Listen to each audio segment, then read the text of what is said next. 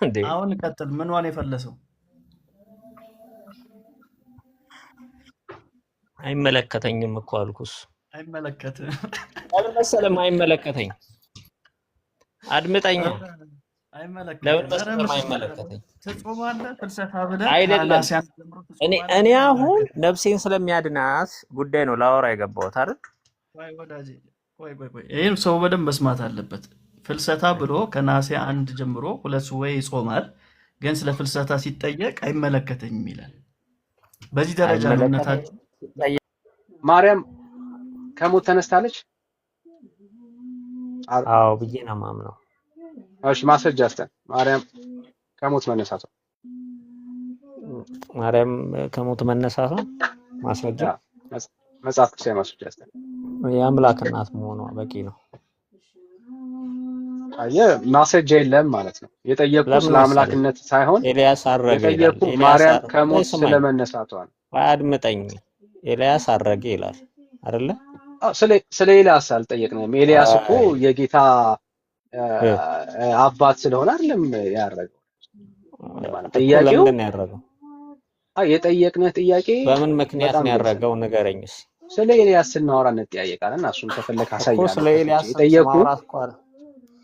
የጠየኩ ስለ ማርያም ነው። አሁን ስለ ኤልያስ ማስረጃ አለ፣ ስለ ማርያም ግን ማስረጃ የለም። የስኞች እኮ ልነግርህ እኮ ነው። ስለ ኤልያስ ከቅድስናው ከማርያም በታች የሆነ ሰው ወደ ሰማይ አረገ የሚለውን ከተቀበል ማርያም አረጋለች የሚለውን ነገር ለመቀበል ለምን ከበደ? ማስረጃ ስላልተጻፈልን ነው። የኤልያስን ያየነው መጽሐፍ ቅዱስ ላይ ስለተጻፈ ነው። እሺ አሁን ሁሉንም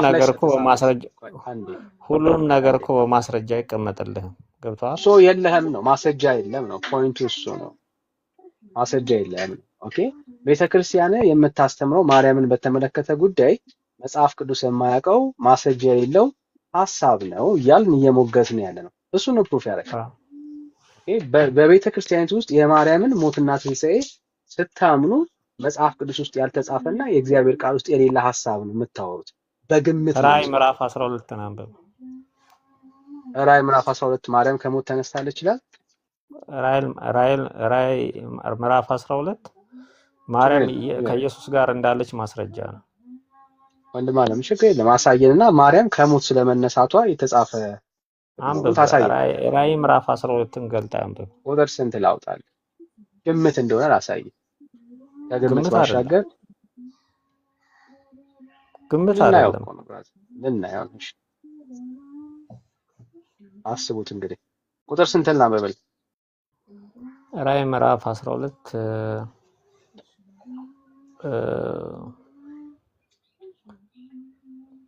ሴቲቱም ዘንዶ እያባረራት የሚለው አካባቢ እስቲ አንብብልኝ። ወደ ታች ወረድ በልና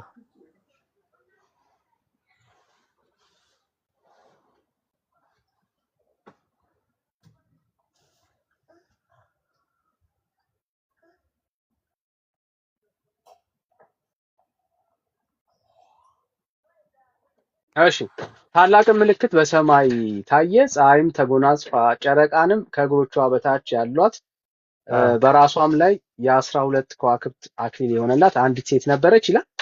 እሷም ጸንሳ ነበረ፣ ምጥም ተይዛ ልትወልድ ተጨንቃ ጮኸች። ሌላ ምልክት በሰማይ ታየ፣ እነሆ ታላቅ ቀይ ዘንዶ 7 ራሶችም 10 ቀንዶችም ነበሩት፣ በራሶቹም ላይ 7 ዘውዶች ነበሩት። ከመጀመሪያ ቆይ አይደለም ስለማን እንደሚያወራ አንተ አስረዳኝ።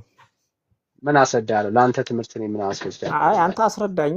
በቃ አንተ ያንተ መረዳት ንገረኝ እስቲ። ምዕራፍ ያንተ ማስረጃ አስጠይቅ። አንተ ጠቅሰህ እኔን አስረዳኝ ትለኛለህ እንዴ?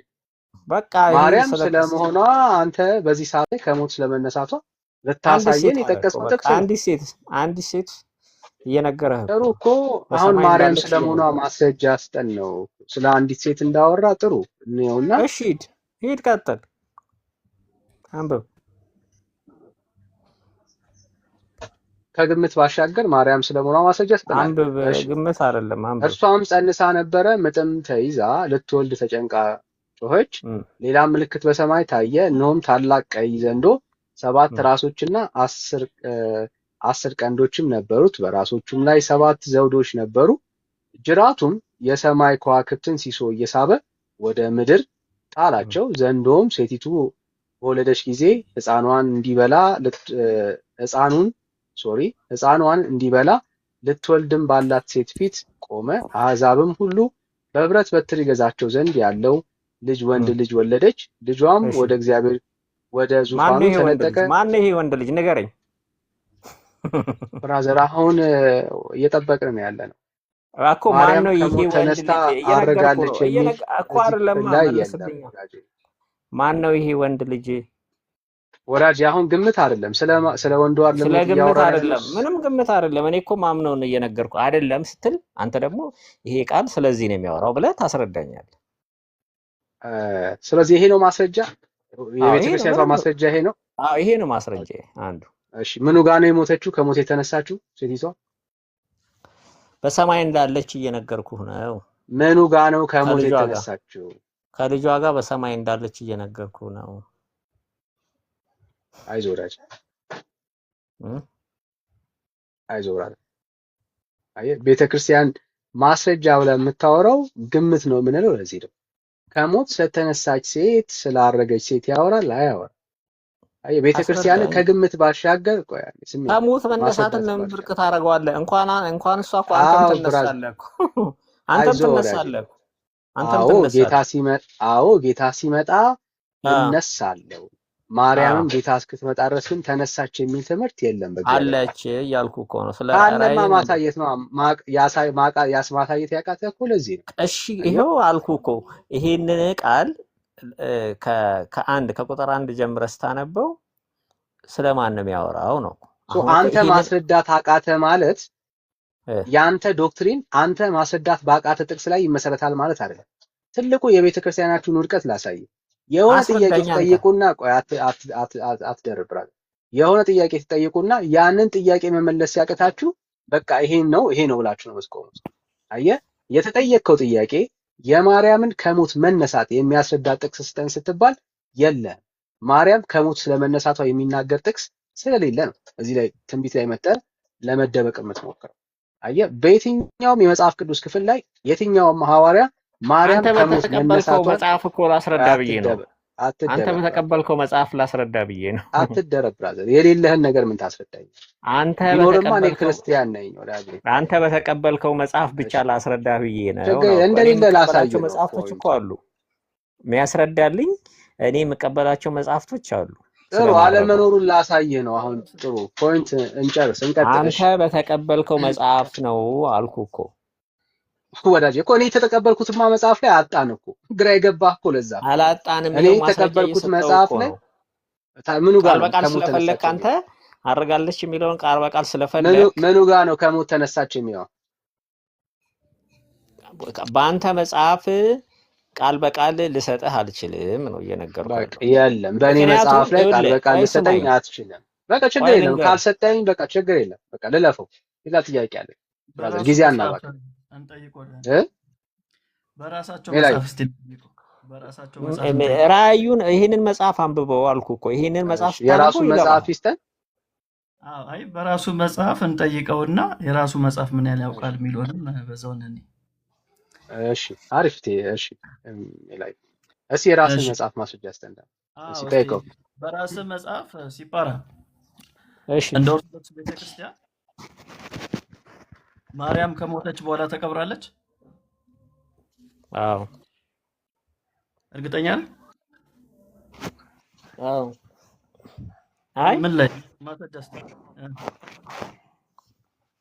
እስቲ ዞር በይ ሲጳራ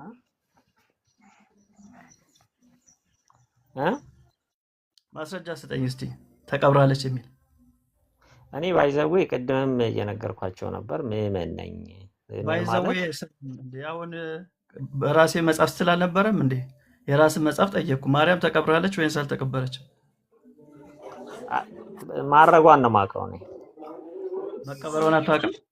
አዎ ኦኬ ያንተ እምነት ምንድን ነው? ምክንያቱም ባይዘዌ አሁን የምናወራው ነገር ከድህነት ጋር ምንም ግንኙነት ስለሌለው ነው። ቆይ ወዳጄ ስለ አንተ ከድህነት ቤተክርስቲያን ጋር ምንም ግንኙነት የሌለው ወሬ ለምን ታወራለህ? ወዳጄ ከድህነት ጋር ምንም ግንኙነት የለውም። ስለኛ መጽሐፍ ስላልነበረ ሌላ ደግሞ ጥያቄ ከድህነት ጋር ምንም ግንኙነት የለውም። ኧረ ተረጋጋ። አሁን የራሴ የቤተክርስቲያንን መጽሐፍ እንደማታውቅ ነው አሁን ማሳየ። ሌላ ጥያቄ ጠይቀ ከማርያም እርገት ጋር በተገናኘ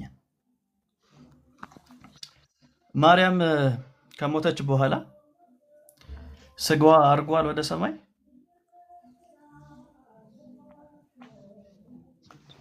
ከሞት ሳትነሳ ስጋዋ ወደ ሰማይ አርጓል ወይ?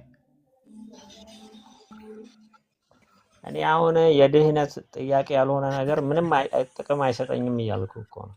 እና ታዲያ ቅድም አድርጋለች ናስተህ ነበረም እንዴ? ይሄን አሁን እንኳን ማለት ይል አድርጋለች ማለቴም እኮ አለማለቴም ከድህነት ጋር ግንኙነት የለውም። አድርጋለች ወይስ አላደረገችም? ማርያም አድርጋለች ብዬ ነው የማምነው። ስጋዋ ሳትነሳ ከሞት ሳትነሳ ስጋዋ ወደ ሰማይ አርጓል። ያስነሳት እኮ ልጇ እኮ ነው። ሌላ ነገር እኮ የለም። ትርጉም የለውም። ምንም ብታወራ ትርጉም የለውም። ጥያቄን ስማ መጀመሪያ። ማርያም ከሞት ሳትነሳ ስጋዋ ወደ ሰማይ ፈልሷል ወይ? ማወቅ አልፈልግም። ይሄንን ነው ማወቅ አትፈልግም? ማወቅ አልፈልግም። ምክንያቱም በአቅም ባላቅም ምንም የሚጎዳኝም የሚጠቅመኝም ነገር የለውም ነው። ዝም ብለህ ነው አይደለም። ማወቅ አልፈልግም። ማወቅ ስለማልፈልግ ነው። ይሄንን ለምን ተራ ነገር ነው ለኔ። የማርያም ፍልሰት ተራ ነገር ነው ለአንተ። ይኸውልህ ተራ ነገር ነው የምልህ ለምን መሰለህ? እየሰማችሁ ወገኖች፣ ቆይ ስማኝ። አዎ ለምን መሰለህ ተራ ነገር የሚሆንብኝ? ቆይ ስማኝ። ለእኔ ተአምር የሚሆንብኝ ነገር ሜሎስ ስማ፣ ለእኔ ተአምር የሚሆንብኝ አምላክን ወለደች የሚለው ነገር ነው። ከዛ በላይ ምን ተአምር አለ? አምላክን ከወለደች ማድረጓ ለምን ይገርመኛል? ምንም አይገርመኝም። አድርጋለች ሳላይ እንኳን አድርጋለች ብሎ አንድ ሰው መጥቶ ቢነግረኝ አምናለሁ። ለምን አምናለሁ? ወላለች አምላክ የሚለው ነው በጣም ከባድ ለሰው ልጅ ለሰው ጭንቅላት በጣም የሚከብደው። ፍልሰታን ትጾማለህ አይደል? ፍልሰታን ትጾማለህ? አዎ ጾማለሁ። እና ፍልሰታ ምንድን ነው? የፈለሰችበት ወይም ያረገችበትን ቀን በማሰብ። ምኗ የፈለሰበት?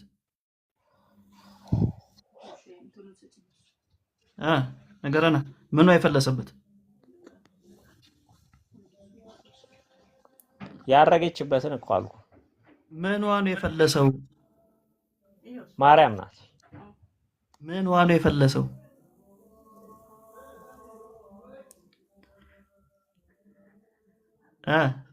ሲፓራ ኧረ ፍልሰታ ያለ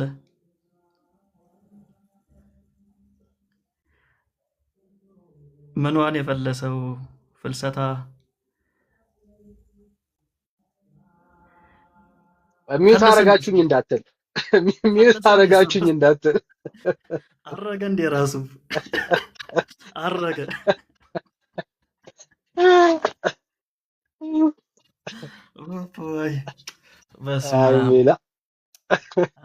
ቲክቶክ እውነት ናፍቆኝ ነበር። ተናፍቃል። አንተ ራሱ እንዴ እንደዚህ አይነት ሞመንቶች ፍልሰታ ብሎ ፈለሰብን እሱ ራሱ። እሺ ቀጥል። እሺ እሱ ነው መጣ ራሱ ነው።